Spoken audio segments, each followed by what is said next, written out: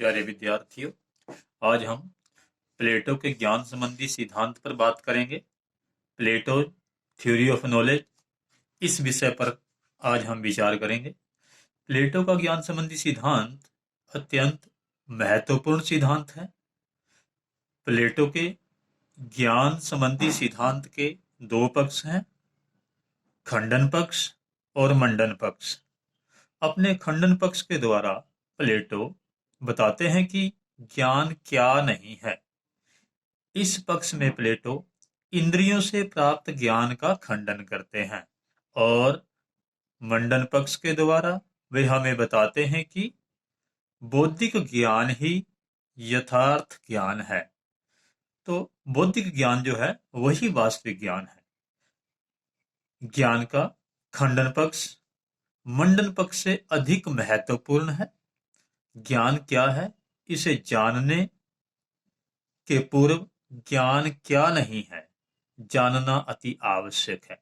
अतः हम प्लेटो के खंडन पक्ष पर यहाँ पर पहले विचार करेंगे। नंबर एक, हम जो इसमें खंडन पक्ष पर बात कर रहे हैं,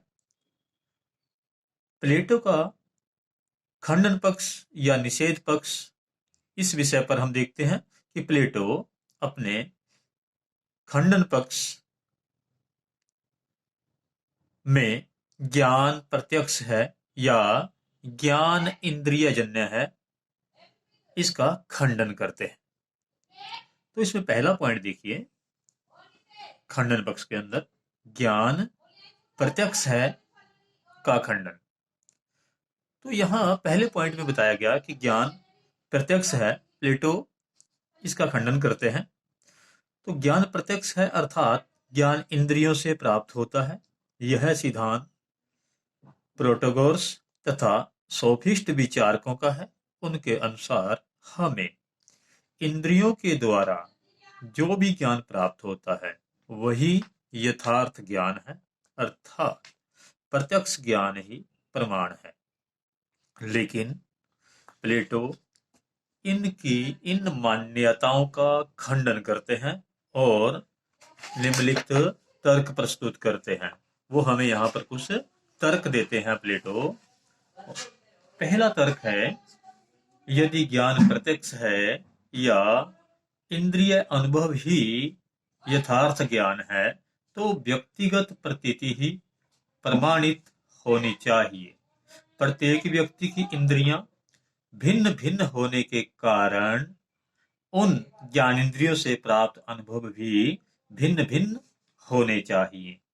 व्यक्ति को जो भी अनुभव होता है, यदि वही सत्य है तो यह व्यक्तिगत अनुभव ही की प्रमाणिकता भविष्य के लिए सदा सत्य हो ऐसा संभव नहीं है।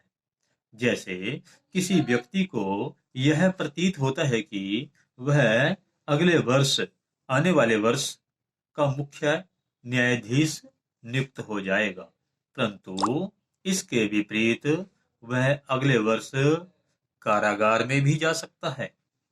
इसका अर्थ यह है कि व्यक्तिगत अनुभव के अनुसार भविष्य की घटनाओं का अनुभव नहीं होता, लेकिन इस व्यक्तिगत अनुभव को प्रमाणिक भी नहीं कहा जा सकता कि भविष्य में ऐसा ही होना संभव हो सके।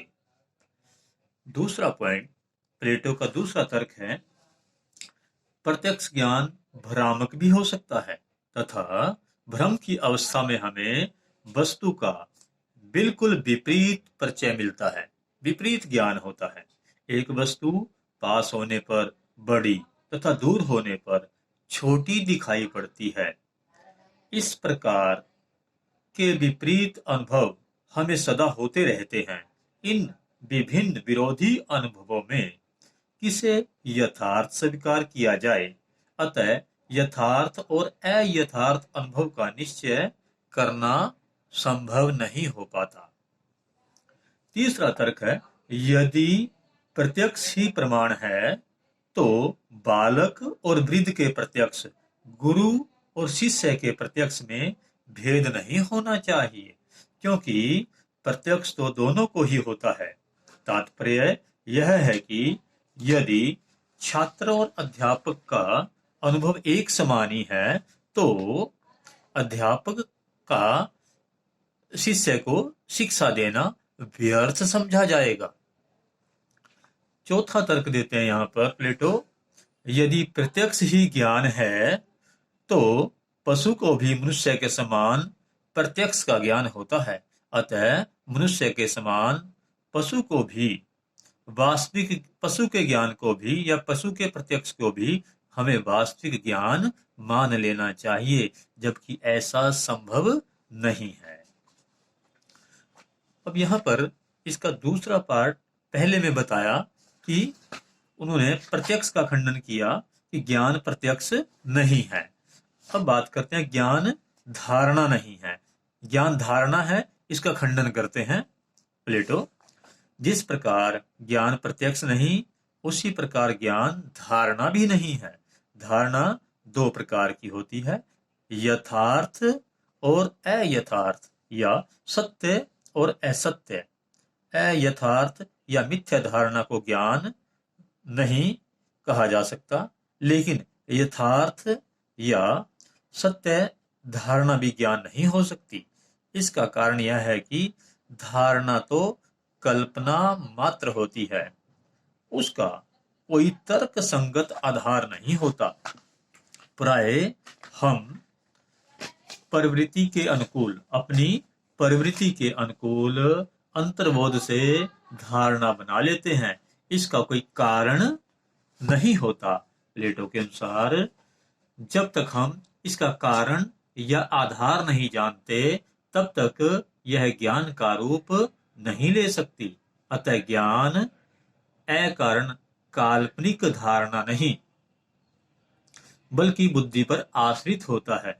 बुद्धि पर आश्रित होने के कारण ज्ञान सहकारण होता है, तथा सहकारण होने के कारण ही वह सत्य होता है।